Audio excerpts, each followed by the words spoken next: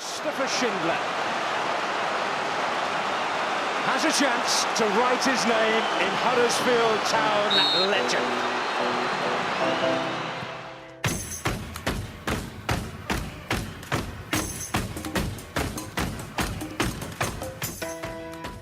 Hello and welcome to episode 58 of the Andy Takes That Chance podcast.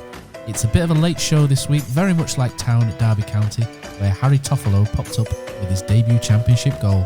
Derby lead 1-0, but have their backs to the wall as Town come forward. Toffolo into the box, dribbles between two players and scores! Harry Toffolo!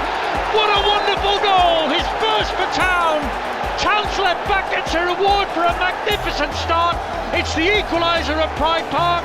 Town secured a valuable point in the battle at the bottom, and reflecting on that with me today is a return to action for Mr. Richard Kosmala, and making a debut is former HTAFC SLO Nathan Hosker. Let's hit the highlights. Moves in, Jepson's there, Billy in, the goal, Chris Billy, Huddersfield Town. Like on a Rob Edwards, what a goal for Rob Edwards. Is this the moment for Lee Fowler? It is. Take your place in Division 2, Huddersfield Town.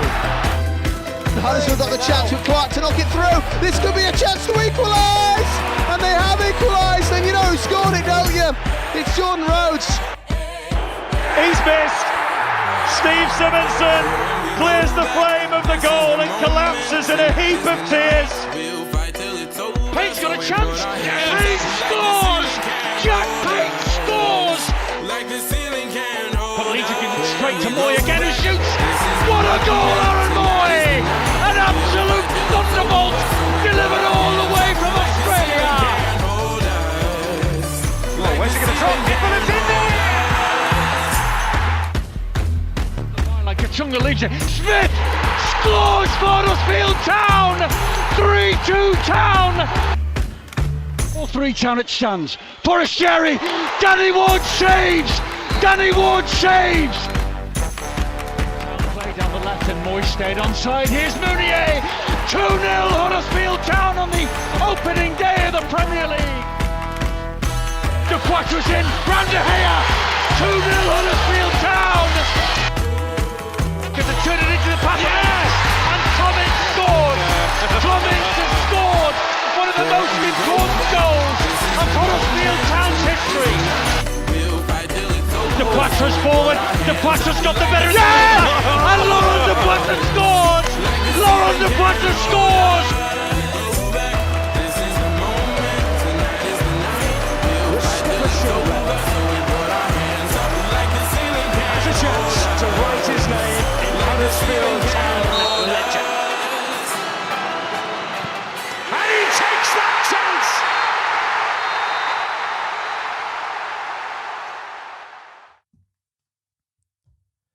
This episode is sponsored by Magic Rock Brewing. Magic Rock is your perfect spot for your pre-match pint, with ample selection at the tap in Birkby or Holmfirth, and a nice walk down to the ground from Birkby as well, indeed, especially with a full stomach if you wish to sample some of the decent food vendors they've got over there. So thank you very much to the continued support from Magic Rock Brewing. Right, welcome Mr. Kosmala back to the show after a little hiatus. Everything all right? Yeah, I've had to get a job, haven't I? So it's... To fund that expensive Spanish habit, haven't you? Indeed, mate. Yeah, keep your voice down. I don't want to get arrested since Brexit. You never know what could happen. And Nath, welcome to the podcast, making your debut. Long overdue. Thank you very much. Long overdue. I've asked you a few times, and it's not quite tied up, has it? So very much welcome on. And no. Via the wonders of WhatsApp, you've joined us today. So good stuff. Indeed, all that lovely technological. Yeah, I thought we'd start with you a little bit. So can you tell us a little bit about yourself, how you got into supporting Town, maybe your favourite goal, favourite memories, and about the SLO rule? I think that kind of passed a lot of people by, maybe including myself a little bit. Just let us know what that role is, what it does, and how that all fits together. Sure. So let's start with when I started following Town, really. So I think I'd probably say around the 97, 98 sort of season. So Steve Francis, Steve Harper and Alisson and all those sorts of players. I pestered my dad for a long time to bring me down to a game, and he'd not really had chance because he used to work away and things. So eventually he gave in, and then brought us down to a few games, and that's where my interest really sparked. My old man supports another team, but I ain't going to go there. But it's not who you think it is, so don't worry about that. Not Bradford City, no. Can't be as bad as that. No. Oh, it's a southern team, is it? It's a southern. I think you might have mentioned. No, it's a very northern team. Oh, okay. Let's put it that way. More northern than this. Inverness. But yeah, no, keep going on that side, but come down. Yeah. So, like you say, the whole Marcus Stewart sort of era. So obviously, when he played for us, we enjoyed it, but obviously gutted to see him go. But we know how that goes. Quality player. Then more sort of vivid memories for myself. Probably following season and seasons after. So Nico Vasson and Ben Thornley and that sort of period where again I was still relatively quite young then. So probably about 10, 11 years old. So I don't want to make anybody feel old by saying that. If that hurts anybody. It's all right, because he's older than me, it's fine. I'm getting a pensioner's ticket for Leeds away. It's my plan to try and save some money. I'm jealous. Don't tell him. I'll have to get one. Oh, no, I'll tell him. All good. Yeah. So what about this SLO role? Role. How did that come up? Because it kind of a new thing, wasn't it? A couple of years ago. I think you were the first one, weren't you? That jumped into the. I was the first one for town, yeah. So into the beach. So I actually spent 5 years there. I originally went looking for voluntary work, and on the off chance, just stumbled on the town website and thought, "Oh, I'll have a look and see if there is anything that I could do on a match day which could help, whether it be stewarding or whatever." Like you say, I stumbled across the supporter liaison officer role, and I applied for it and thought, well, it's just one of those things. If you get interviewed, then so be it. And fortunately, managed to get the interview. It was conducted by Boothie, which is nice because obviously when you see one of your childhood heroes, that's a good thing. And unfortunately, the other one of the interviewees is no longer with us, and that would be one Mr. David Schofield. Oh, of course. Yeah. He got us on board to help along with everything else that was going on. So God bless him. And yes, once the remit was basically to look at the entire supporters engagement with the club. So whether that be again match days, ticketing, travel, stewarding. If something had gone on at a game, if I could then obviously speak between myself and the relevant security people. Standing outside on a match day for the first few seasons with my own sort of feather flag, as it were, to attract attention to people and for people to come and talk to me and tell me things that they thought were doing all right and things that could be improved. Like a sandwich board kind of thing, walking around. But instead of the end is now. Oh, I think a lot of town fans would have the end is now on theirs, wouldn't they? But so it was kind of just sort of speaking to people outside. Yeah, that's interesting. So you've obviously passed it on. You've got other things that you occupy your time with now, haven't you? So just let us know what it is that you do now, because you've got quite an interesting career, haven't you, for people like me? I think it is. Yeah. So I actually run down two different routes. So on a full-time basis, I contract as a software engineer, so I go and work with different clients across the UK and help them implement different websites and mobile applications and things like that. And also I have another company which deals with renovating and renting out and reselling properties, and that's currently across Yorkshire, but will be probably further afield in the near future. Very nice. Cool. So thanks for joining us today. So what we'll do is we'll crack on and discuss the game of the weekend, which was Derby County 1, Huddersfield Town 1. But before we get going, I've got a flashing light on my Rode Procaster. Let me just press that a second. We must have some mail.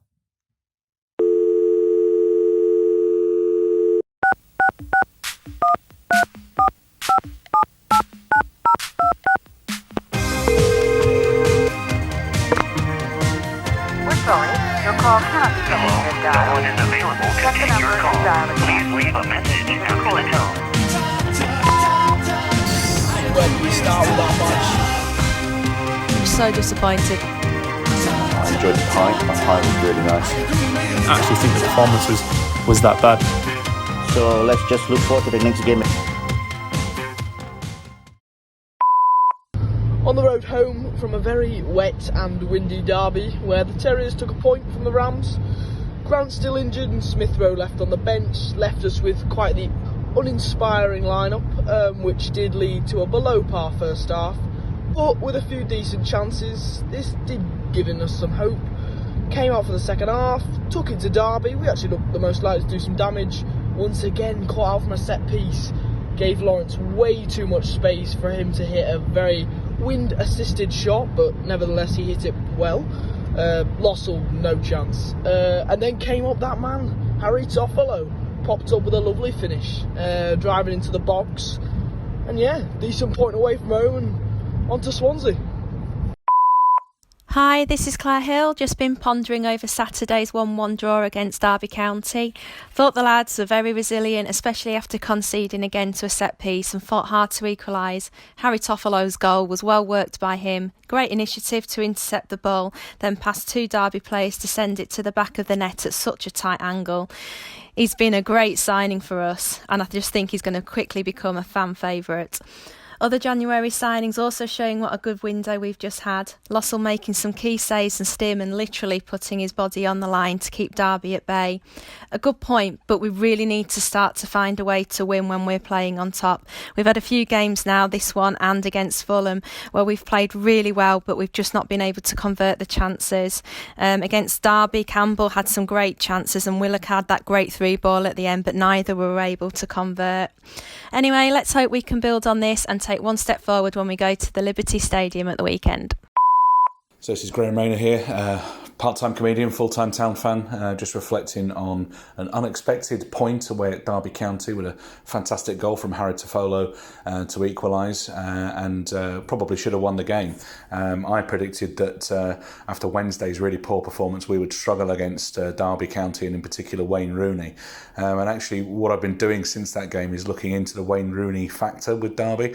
I listened to, as well as this podcast, I listened to the second best football podcast, which is The Price of Football. And on there are claims that Red 32, the Derby County sponsor, have actually increased their sponsorship to Derby County by exactly the same amount as Wayne Rooney is paid. So in effect, his wages are being paid for by a bookmaker. And that troubled me. So I got in touch with some friends I know who do forensic accounting, and they managed to actually look at the books and trace the funds all the way back to source. And I was really surprised by what I found, where the money was coming from. It was Rebecca Vardy's account. I'm Stephen John from Malaysia. The defeat against Cardiff was a bittersweet pill to swallow. So to be honest, I wasn't really expecting so much from the game against Derby. But nevertheless, seeing how the team recovered and responded in this game was amazing enough. Now going to halftime, I felt there was some feeling of optimism that, we could actually get something out of this game. But, when we considered, a somewhat amazing goal from Tom Lawrence, I thought, here we go again. But nevertheless, I'm happy enough to see that, the team didn't lose its nerve, was still focusing on the game. And of course, thank you so much to Harry Toffolo for scoring such an amazing goal. It was world class that everybody in Malaysia was in fact talking about it.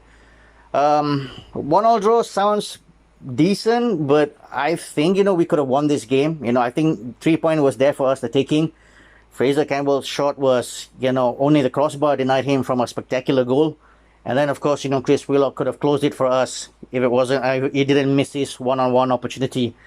But I think, it's a somewhat positive result from the game against Cardiff. So I guess we can still look forward to the next match. But then again, the fight for survival in the championship still isn't over yet. There's a lot more to come. Hey, it's Ian Kilroy in Brisbane. I don't think I can remember a Town manager that's able to make in-game adjustments like Danny Cowley does. It's something else. Now, David Wagner did the exact opposite. He said Town would play their way, and he said in England there was too much focus spent on the way the opposition play. The Cowleys don't do that. They do exactly the opposite. They focus entirely on the first half, seeing how the other team are playing. And then at halftime, they make the adjustments based on the weaknesses that they've spotted and how they believe we can exploit it with our team in the second half. And it works week after week after week as long as the games are tight. I think that's an issue in that we're out of confidence because we're at the bottom of the league. So it's more important for us currently to keep the games very tight before expressing our own style of football. And after a summer of transfers and the Cowleys bringing their own squad, from the outset, I think we'll be much better and stronger, and it'll be a better platform to push on with the second half adjustments. I think we learned from the Cardiff game the importance to be solid at the back and not give cheap goals away, and especially away from home. So in the first half against Derby, we were a little bit more reserved, and it served us really, really well. In that second half, even when we did concede, it never felt like we were going to lose. I always had the belief that we'd get something out of it. And in the end, the usual Cowley last 10, 15-minute pressure push came on. And if anything, we could have won the game. And maybe we should have. But to be honest, it's a good point. We'll take that point, put it towards a total. It's another point closer to safety. Hi, it's Brady Frost, one of the writers for Any Takes That Chance. My thoughts on the Derby game, much better response after Cardiff. Derby have only lost 2 games at home this season. We could have won it at the end if Willock scores. Good save from Roos. In terms of the goal we conceded, it was a bad set piece defending for me. I mean, it was still a great hit from Tom Lawrence, but Lossell couldn't do anything about it, but should be closing him down. For our goal, Toffolo, great goal. Brilliant run, but just poor goalkeeping from them to let him score at the near post, but I'm not complaining. For me, one of the stands up was O'Brien. I thought it was excellent, and the stats back it up. He won 100% of his aerial duels and dribbled for 100% success, so you can't complain. Player of the season for me so far. In terms of the results, Danny Cowley mentioned that we're all 6 teams around the relegation zone have worse away records than us, so that's a good performance. I think Town should be all right, but it's so tight. That game against Charlton looks massive now. Next up, we've got the trip to Swansea. They were awful defensively against Hull, but still scored 4 goals, so hard to call what the result's going to be in that game. But we're good on the road, so I hope it continues.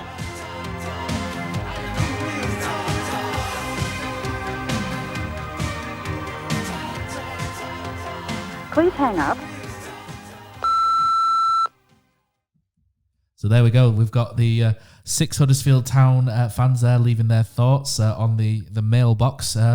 Cosy, we need a name for them, don't we? In line with the show, these people, I was going to say Wopsperts, but they're actually better than us, so it's probably going down the wrong route there already. So some great comments there that I'm really impressed with the guys that are doing that. So thank you very much to Luca Dinsdale, Claire Hill, Sivan John, Brady Frost, Graham Rayner, although Graham needs obviously a bit of work on his jokes, and Ian Kilroy Silk from Brisbane. So thank you very much, guys, for sending in your thoughts. And if anybody wants to do that as well and get involved, just drop us a direct message on Twitter or Facebook or Instagram or any social media. Drop me an email, matt@takesthatchance.com, and it'll get you involved. Cosy, you've got this new brand spanking new job, so you didn't get down to Derby, but you did watch the game. Yeah, I've subscribed now to HTTV, so anyone from the club listening, I have to enjoy every game, otherwise, I'll keep my hand in it all. But I must admit, when obviously, spoiler alert, the result, so the last 3 games has been quite weird watching it for 90 minutes, but it's really weird how you see things differently, because so when you're at the game, the emotion, you might have had a drink as well, and sometimes you feel hard done by. So, for example, I thought the game against Cardiff, I were reading all the stuff that were coming out, after the game and what have you, and I didn't think we were too bad, to be honest with you. A lot of people kind of went to the game were texting me, we were terrible, what a shambles, but I didn't think we were that bad. I just felt the goals changed the game against Cardiff. They got a lucky third to kind of put us out of as misery, really, when, I thought we should have had a penalty there. So you see things differently, I think, when you kind of analyse it. I feel like a bit of an analyst, really, I don't know, a broadcaster. Yeah. When I went to Spain, I was chatting to a couple of guys who do the analyst stuff for La Liga, and they say if you don't go to the game and you hear the result, you see all the comments, the Twitter, you read the reports, etc. and stuff, but when you watch it back the next day, it's a totally different thing to what you kind of would see kind of at the game and that as well. So obviously, me being a bit of a kind of emotional guy, probably a lot of people thinking, yeah, we've heard you on Radio Leeds, etc. So kicking off. Yeah, but Derby County, I thought we were excellent. Thought we were the better side, and I don't think Derby could have argued if they won it. We were really, really good. Thought we carried on playing some nice football, which I think we've done since Fulham, to be honest with you. Since that first 35 minutes of the start of the month when, you know, they took us apart and then we got back into the game, I think we've played some really nice stuff after that. And obviously the results have still been a bit mixed, but thought we took it to them. Thought we looked dangerous, you know, a lot of energy, fully deserved the draw. And wow, what a goal it was too as well. Toffolo, pretty amazing goal that, wasn't it? Absolutely stunning. Nice little slalom in there. How did you see it, Nath? Obviously, you've seen bits of the game as well, haven't you? How did it, to me? Well, if anybody listened to last week's podcast, I think I can't remember what score Simon predicted. I think he might have gone for a draw. He said what? He did say 1-0. Did he? I went for 2-1. Simon did say 1-0. Yeah, I went for 2-1, and then if anybody listened to Love Sport on Friday, I was on Love Sport with Matt Beadle on Friday, and I softened slightly and decided to go for 1-1. I think it was because Ian Dunn was with me and I was a little bit starstruck. But I went for a 1-1, kind of thinking that if Derby sort of impose themselves on us, then we'll struggle a little bit. I just thought maybe we would sit back against Derby, but we didn't do that. We've continued to play with an advanced midfielder. Andy King on this occasion came in for Emile Smith-Rowe. It's quite good, Nath, isn't it, how the Cowleys, and it's very important as well that Huddersfield Town take these young loan players and they look after them, and that's exactly what they're doing with Emile Smith-Rowe. Exactly, yeah. Like I say, I would to agree with what Cozzy was saying. Since Fulham, we seem to look a completely different side in terms of going forward. The young loans, Emile Smith-Rowe obviously has been a lot more involved and seems to be that possible missing key that we haven't had. Obviously, Pritchard's been out a lot of the season, and hopefully, touchwood, he'll be back to contribute later on. Chris Willock, again, another entity who seems to be finding his feet and probably finding his fitness a little more. I'm sure Danny Cowley will want to get him on. In relation to the Derby game itself, I think that Lewis O'Brien did very well again. Yeah. I don't know how many times in the season you can say that. He's our player of the season. I think he did a job on Rooney, didn't he? He didn't let Rooney out of his sight all afternoon. That's literally the words that were just about to come out of my mouth. Yeah, he managed to keep him quiet, and the efforts that Rooney did have, they wouldn't be what I'd expect him to probably do at this level. Like I say, there was an effort. I think there was an effort that he'd sort of tried to like place in the bottom left, and it just seemed to fizz away from what he was doing. So yeah, well done to Lewis, and a nice little bit of driving run for Toff's equaliser.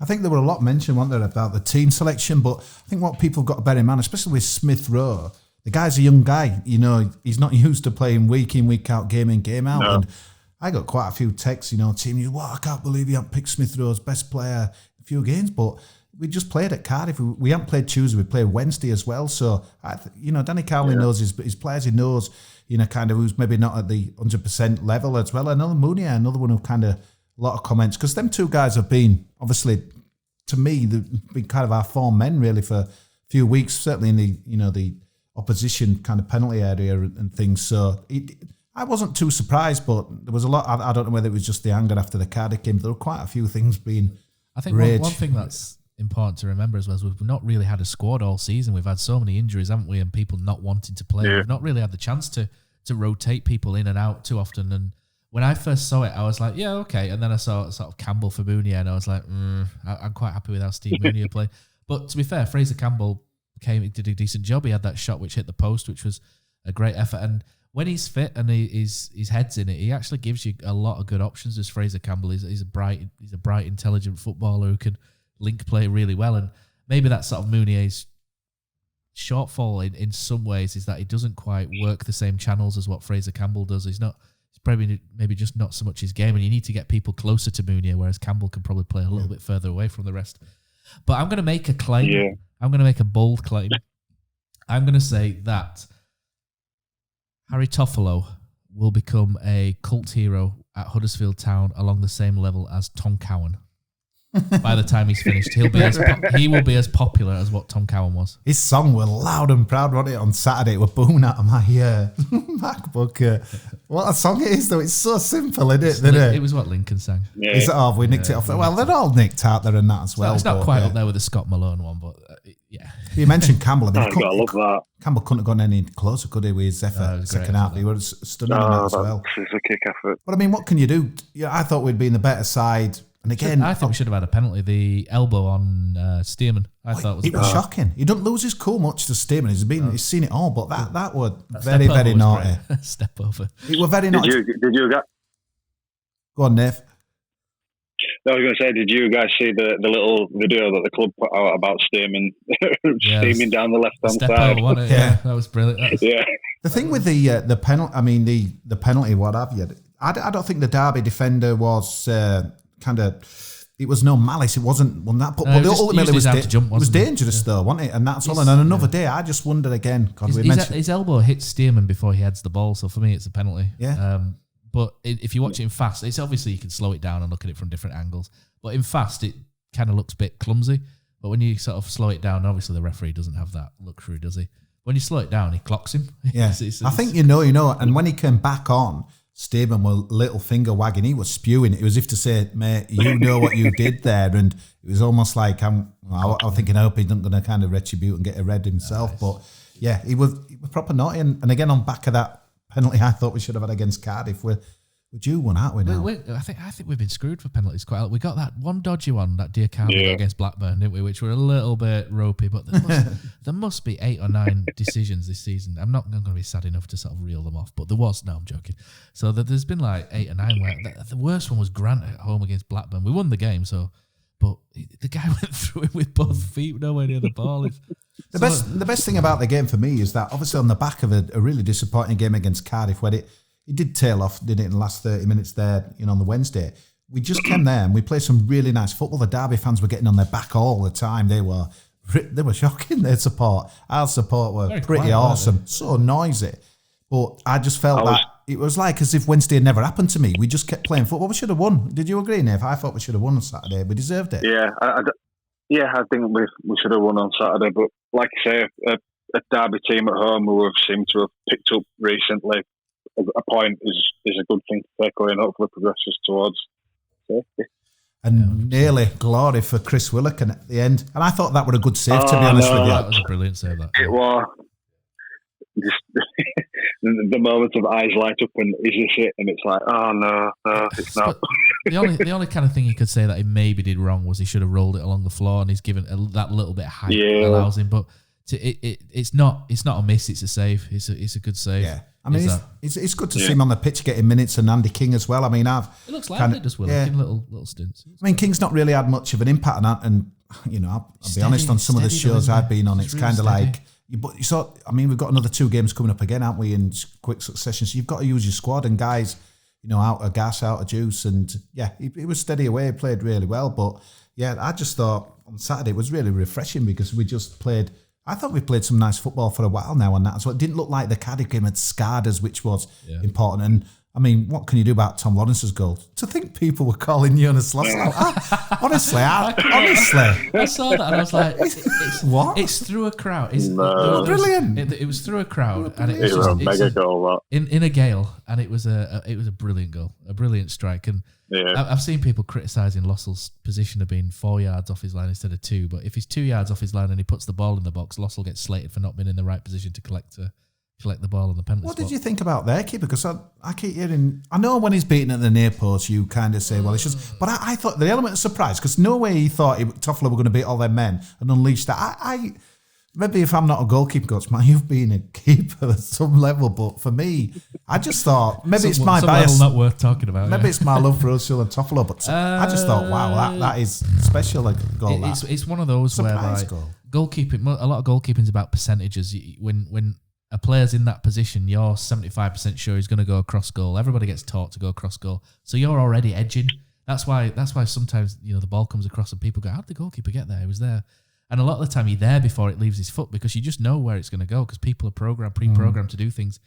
And Harry Toffolo just he looked like he was going to put the ball across, and then he put it near post. It's a bit of a mix, really, whereby Kellerus has gone a little bit too early, and he's gone without leaving a backup of a foot or a hand. But it's clever from Toffolo. And to be fair, I'd rather say it was a clever goal than a... I don't complain. If Lossell lets that in and the roles are reversed, I don't know. A lot of Town fans would kick off, yeah. They would, but I mean, to be honest, mate, some of the top keepers in the world, honestly, David De Gea gets beat back, stuff like that. Absolutely, that was an absolute rocket. I think when he disguised it like Toffolo did, it's a good goal. If he just kind of like side-footed it straight at him and it's gone in, then all right. But he's disguised it as Toffolo as well. It's a good goal. Great character, though. We're there. We're playing well. We're having the chances. It looks like Town. Like we always. There's been a lot of games there this year where I think it's us. But being a Town fan, you know what's going to happen here. We're playing well. We're not taking his chances. Lo and behold, Lawrence smacks the world in. We've just lost on Wednesday. Yeah. There's character. You've got to say well done to Town. The character that we've shown there. Derby, I think they've won 4 in a row at home. That's pretty impressive to come back. And then, we were the one that were looking like we're going to get the 3 points at the end. I thought that was a real tick in the box, really, for Huddersfield. Even a good point we'd have took before the game, but just how the game kind of developed and how we got it. I was really chuffed with that. Yeah, there's definitely more character in that squad now than what there was 6 months ago, for sure. I think 6 months ago we'd have lost that 3-0, so it's another tick in the box for the Cowley brothers and the coaching department and the players as well. So that's excellent. Was Kellerus's excuse not playing so often recently to the understudy of Ben Hamer? I know. I saw a lot of Town fans tweeting that the only thing Huddersfield should have done when they actually got rid of Ben Hamer was put a clause in his contract that he had to play against Huddersfield Town, which made me smile a little bit. But I think he's done all right there, Ben Hamer, to be fair, and hopefully he gets a move in the summer, and that'll be best for everybody, I think.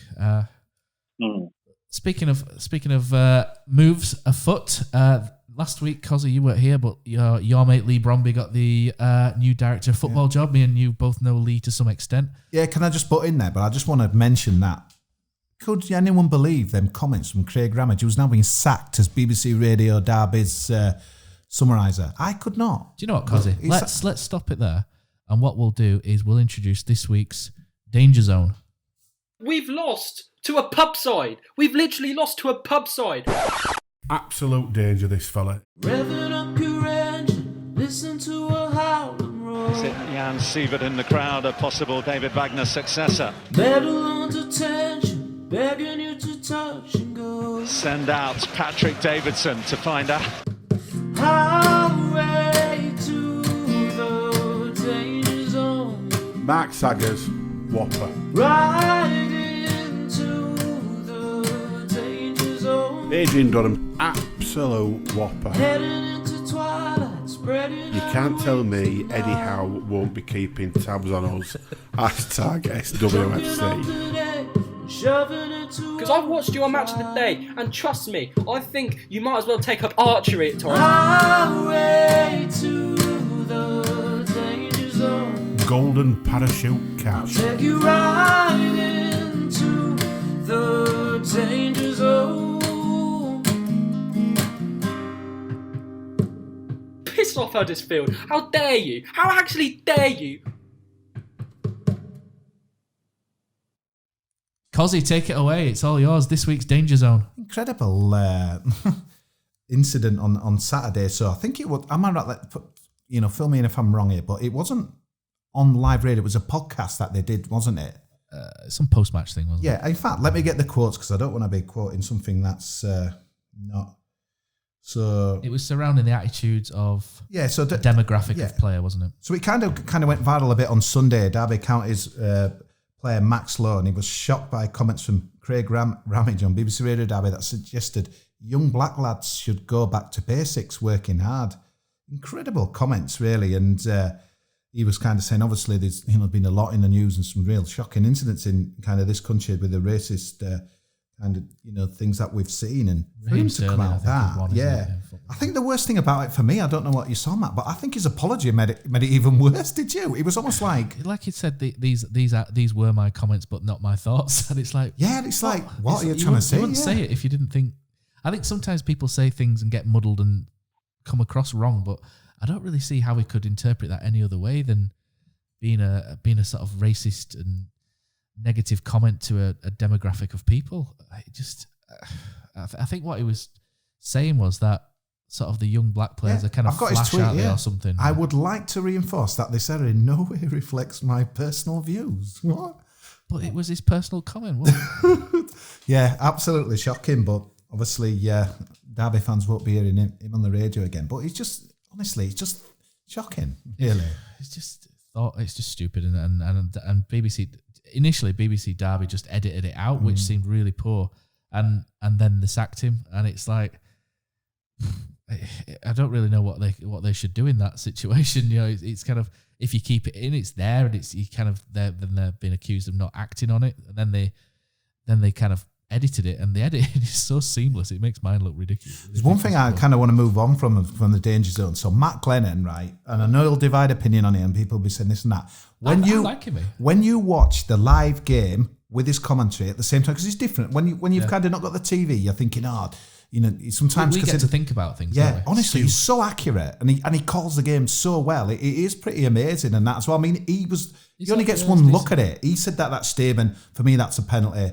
You know, we had a look at the one on the Wednesday night, and obviously we didn't get him, but he's really good at what it is. And honestly, we're lucky to have such a good summariser, I think, on Radio Leeds. He's really good, and he doesn't, an opinion.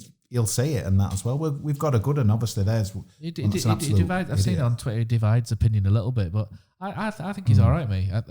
I think there's only really sort of two major things I've ever disagreed with what he said on there. One of them was when he was constantly going about Mark Hudson over Michael Heffler at the start of the 16-17 season, but that's like almost 4 years ago. I think there's one thing that you can say, though, and that Van La Parra is after the game, sometimes, it maybe has an agenda with one or two guys, and I think, Van La Parra, the famous guy, but because watch the last 3-4 games going on the video or live, and a lot of it in Spain on the iFollow. He's really good. He calls a game really well. Yeah, all right. It might be a little bit one or two things after that you don't agree with him, but he's good at what he does. It's goalkeepers, mate. We're good at watching the game. That's what we do. So yeah, nice one, Mr. Glennon. Obviously distance from the danger zone there. Obviously. Yeah. So we'll talk about a change. So we're just going on to it, but Lee Bromby, someone I went to school with, you know him well. The Bromby. We both know of Carol and Dave Bromby. Nice family, really nice family. Lee's got the job. We wish him the best of luck going forward in that role. He's been replaced by Emir Humphreys. There's not a lot really we can probably go into at the minute, but Emir Humphreys is a former analyst. I think he was an analyst. Man United thought he was good enough to take him into one of the best academies in Europe. So that's obviously a feather in Emir's hat there, that Man United thought he was good enough to be headhunted to bring him in, which is obviously shows he's got a lot of good points. And then he's come back as the head of recruitment last year, I think. He'd been helping Lee a little bit. So and he's been rewarded for his hard work with going into the academy. The academy at the minute is, I think there's a lot of games going on in Scotland. One or two probably don't really want to talk about. The results weren't great, but that's the thing. It's not always about results in the academy system. It's about bringing players through, and it's about trying to develop them in different ways. And it's hard to kind of look beyond results sometimes. So when the team gets beat 7-1 by Hibernian, for example, and then you look a little bit closer into that Hibernian team, and it's got the ex-Hibs captain who's in his 30s in there. There's someone else in the 30s. The guy who's got 3 or 4 goals. He's playing first-team football in the division below or division below that. And all of a sudden, and then you realise he's up against a 16-year-old defender, and then all of a sudden you start to think, oh, okay, that 16-year-old defender will learn so much coming up against a 32-year-old in midfield. It's almost like the old reserves in a lot of ways. But anyway, the point really that I want to make is really that Emir Humphreys comes with a good pedigree. Wish him the best of luck, and hopefully it's a great move for the academy. So good luck, Emir, and good luck, Lee, in the new roles. Yeah, I was surprised. Did you, with the appointment? It came a bit out of the blue, and to be honest, obviously a big friend of Lee's and what have you, but you can understand why some people will. If you can't get him on this podcast now, well, I might not have to if I've got to say this, but you can understand why some people would say cheap appointment, though, can't you?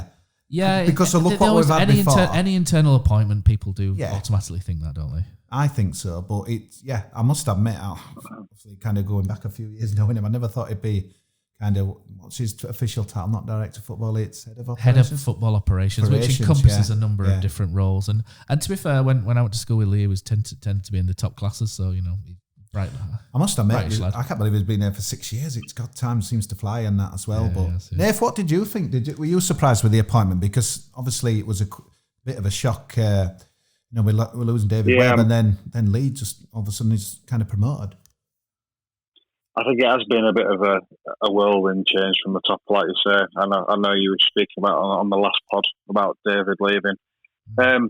And some people here, like you say, might think Lee is a cheap option, but from my point of view, they probably see it as somebody who's in-house, somebody who already knows the process, somebody who may or may have not been involved in January have just gone. So if he can see the long-term benefits, and then obviously having him here as the new academy manager come what may, it may all work out fine. Yeah, he's connected it. I think a lot of it's about football connections, and one thing one person who Lee Bromby will know is Adi Boothroyd, for example, who's the England under-21 coach, so that's a handy in that he's got there, having played under him at Watford. I think Lee was very much the main driver of a lot of, not so much the decision to change the academy, but the change. I think Lee drove most of that change.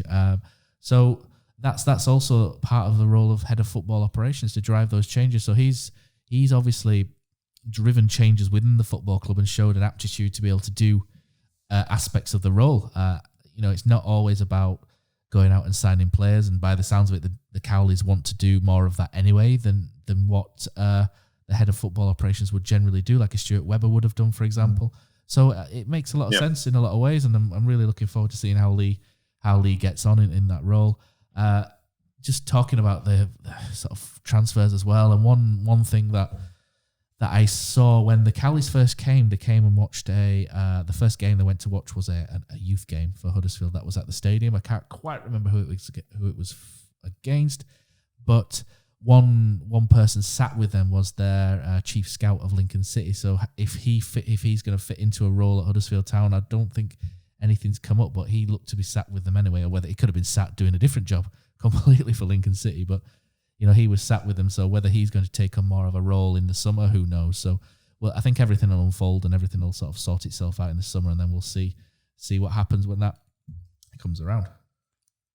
I couldn't believe Saturday. So we're up there. We've got a good point at Derby. Happy days. So yeah, Fulham will have beaten Barnsley and put the pressure on Leeds, and Luton haven't won away, so they're not going to get. It's incredible. It's I don't know. This is when they start fighting, isn't it? The teams at the bottom all of a sudden just they find something, don't they? And they go, right, we better frame ourselves now. And our good friend Stephen Chicken, I don't know if anyone saw that little graph he put on and that as well, because I think this is the ultimate kiss of death, isn't it? Because I think at this stage, I think it's with 13 games, so I could be totally wrong here, 13 games to go, anyone who's been 5 points ahead of the danger zone, I don't know if we could call it that, the drop zone, has never gone down. Yeah, I can't remember what his graph for the last 10 years. So, but I'm still scared. He did caveat that with anybody who's been more than 5 points adrift has gone down. Right, he's just edging his bets. There's a caveat there. So, but there's still a lot of work to do, isn't there? There is, absolutely, 100%. Nath, obviously, you've seen relegation seasons before at Huddersfield. Because he always says this doesn't feel like a relegation season, and I'm 100% with him. I'm just thinking of Delroy crying and Nico Vasson and Curtis Woodhouse. that felt a bit like a... Actually, Lou Macari turned it around, didn't he? We thought we were going to escape, but the Wadsworth season, that felt like a relegation season from Brentford at home in the first game. But you'll have obviously seen that, Nathan. Does this feel like a relegation season to you? It doesn't, and whilst I think if we get us act together, we'll have enough to stay up.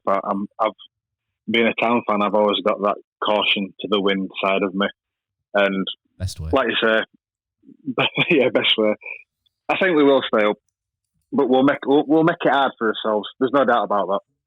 I think the only thing is we've got, I mean, it depends how you look at them, and we've got Wigan and Luton coming to our stadium. Charlton's very soon. And Charlton's next Saturday, week on Saturday and that as well. And Charlton's different because they're similar to us. They can't just seem to pull away from it. And I think like Wigan and Luton, they're going to be buoyed because a lot of people will have said they're finished, especially when Windass went to Sheffield and Luton haven't won an away game for the whole season, 66 goals conceded, but they've nothing to lose really. And I think I'm just glad that the good thing with us, I think we've got a good experience, haven't we? That people have been there, like say King, Simpson, Stearman. So if we had a kind of a few kids and what have you, that's not been through kind of seen it and done it, but it's all right talking about it. We've just got to do it. But it's just weird every time we seem to get. I think we've been 7 points cleared out of it, aren't we? We just get dragged back in. Yeah. And we've gone a silly run where we'd lose 2 out of 3, don't we? And then all of a sudden we drag back in, and then we'll win a couple, and then all of a sudden it's like we're away and then it's back. And Middlesbrough, classic case there. They're back with us now. And about just after they beat us at Christmas, they went on a run of 3 or 4 in a row, and they got to like 13th, 14th, and there were 7 points off the playoffs, and they're back in now. And it's just, I keep saying it's a rubbish league in terms of quality, but in terms of excitement and topsy-turvy, it's brilliant. You know, it's when Stoke bet us on New Year's Day, and they looked awesome, didn't they? I thought they'd be up now, pulled away by now, and they'd be below us again. And what a result Saturday! 2 down at QPR, 2 up at QPR, and end up getting beaten 4-2 and that as well. But yeah, the good thing is we're playing well. I think we're playing some nice football and pleasing on the ice. So obviously renewals have come out this week, and I'm hoping that will kind of maybe 1 or 2 have kind of maybe thinking. Have you renewed yet and tweeted about it? I don't have Facebook, Instagram about it. I went there today. And it was absolutely freezing. Our stadium went wind whips in. It's freezing, isn't it? I know. I could have clicked on the top as well. But no, I'd like to think at that price we'll get kind of a lot of people sticking with the team and that as well. I think they deserve it. The club deserve it. Don't they? They deserve the benefit of the doubt, and you can see everything's changed. You know, the football's changing. It's getting better, and hopefully people stay with us, and that's obviously very important as well. So.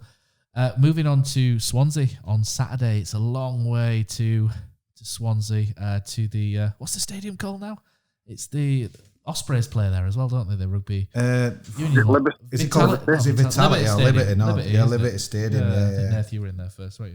Liberty Stadium, but I can't remember if they've got a sponsor or anything. But yeah, so it's a long way. I've got bad memories of going to Swansea, which we won't go into now. Went into it on another podcast. Let's do some research here. So, Matt, they are the 3rd worst form team in the division, which is absolutely pointless reading this out. Their goalkeeper's had a shocker lately, Freddie Woodman, and they're all on his back at the minute. Honestly, that's a game. Why not? 3 points. Why not? Do you remember some classic? We used to have some classic games with Swansea. Do you remember sort of 2000, mid sort of 2000? I remember going there with Jacko and Kenny Jackett. They had a bit of an issue, didn't they? There was some bad blood between them, and we beat them. I think it was live on Sky. Martin McIntosh. Did you get it was 2-2. I watched that. 2-2. I watched that in Sports Bar in Leeds, and we had like our own little table. It was on one of the small screens. They had rugby league on, and it was a Friday night or something, wasn't it? And then, I think did we have Dan Smith? Do you remember Dan Smith? That Sunderland sort of guy who was too weak to play left back, and he was too slow to play left wing. But he could cross a ball, and I think he whipped a couple of corners in, didn't we? And Danny Schofield, I think, got one. And Martin McIntosh, who looked $1 million in the Championship this season before he signed for us, and then as soon as he signed for us, he looked, well, age caught up with him, didn't it, very quick, and we gave him a 2-year deal. But he, when he was fit, he was very good, but we could never get him fit, sadly. But yeah, 2-2. There's been some classics with Danny Adams marching Lee Trundle off the pitch. I remember playing at the Vetchfield, and was it Ewan Roberts scoring once in a 1-0?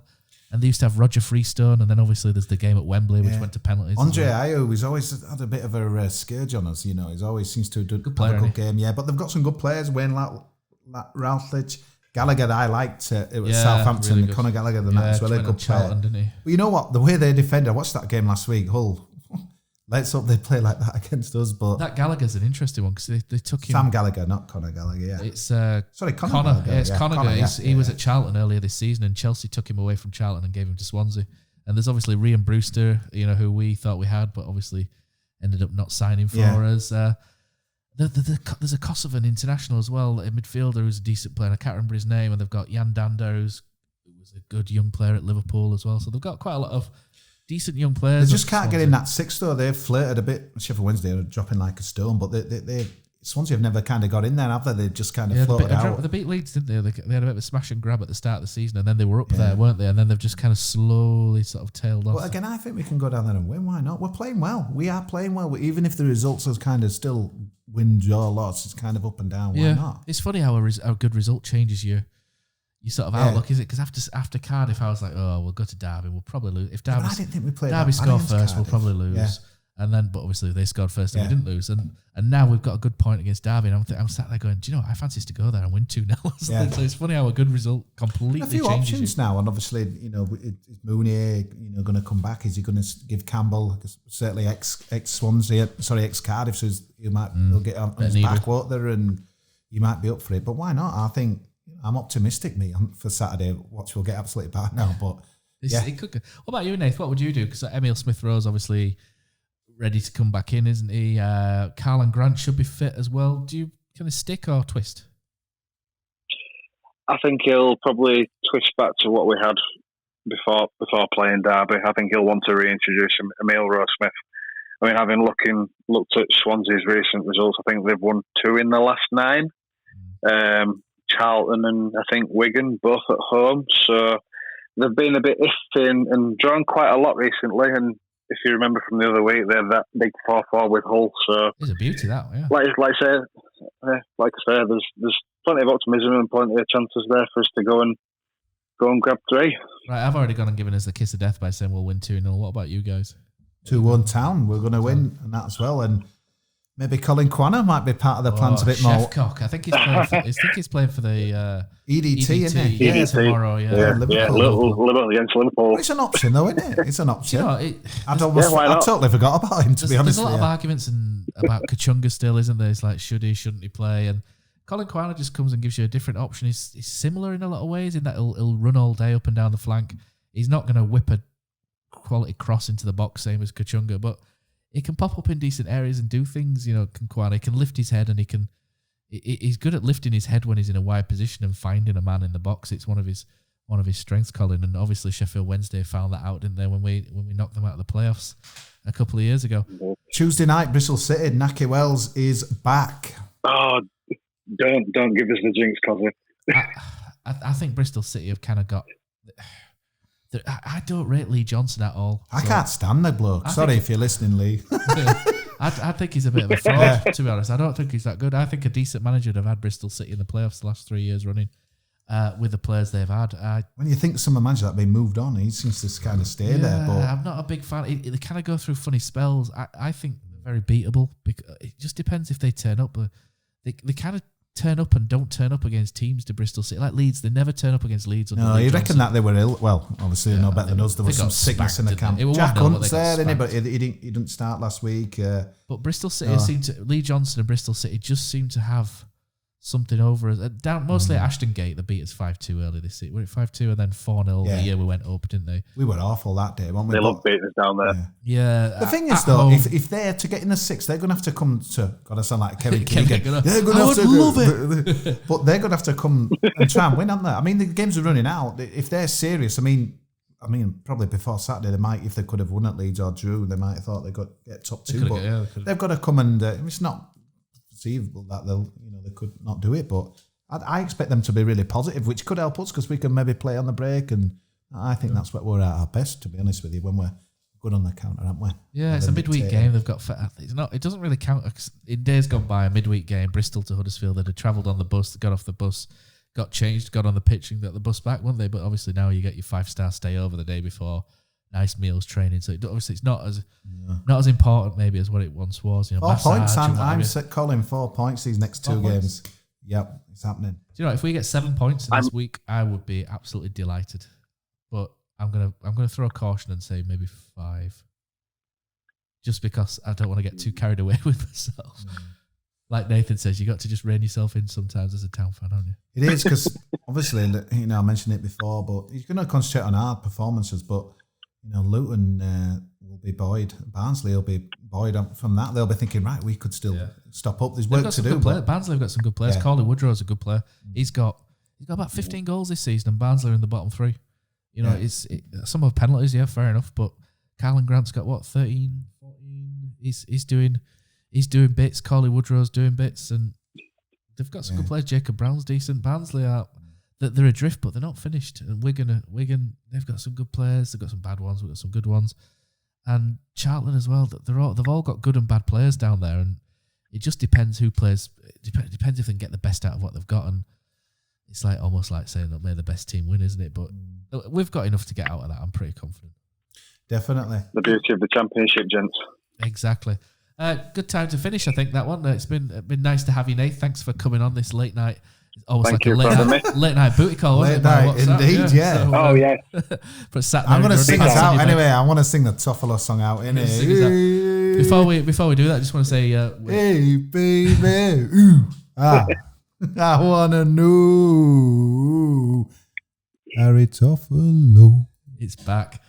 He's back, Michael Baldley. Thanks again to Magic Rock for sponsoring us. Thanks for everybody who sent in their comments. Thank you, Nath, for coming on the podcast this week. And we've also signed Terry Blog to write for Andy Takes That Chance this week as well. So he'll be dipping in with a story or two every now and then. So keep tuned for the website, and we'll hopefully come back to you next week. Up there, town. Come on there, Terriers. Whoa, what a night. Late in May in 2017. Schindler's Score was a heaven dream.